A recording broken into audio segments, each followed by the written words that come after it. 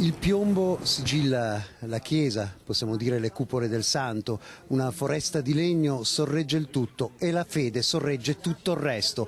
Questo dal tetto del santo sopra Padova, ma soprattutto sopra una storia di fede e di passione che dura da secoli. La salita fino alla cupola più alta del santo è un viaggio corrispondente a 20 piani, un affaccio sulla storia stessa della basilica, è un percorso non aperto al pubblico usato solo per manutenzione, ma il corso del tempo è percepibile, come nel meccanismo di un antico orologio. Il ferro raffreddando. Si sale tra i contrafforti medievali in mezzo alla foresta di legno di antiche navi, meno attaccabile dal fuoco. Poi ci si affaccia sulla meraviglia delle cupole, rivestite di piombo, e sulla forza immensa che irradia la Basilica del Santo, cupole che di solito si paragonano a quelle veneziane di San Marco. Non perpetuiamo la leggenda che noi abbiamo copiato dal San Marco.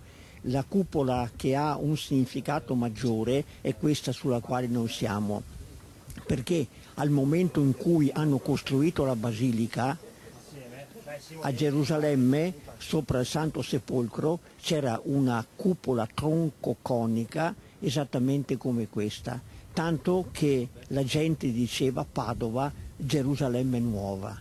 Quindi, se volete, è un gioco di parole, la cupola del Santo Sepolcro sopra il Sepolcro del Santo.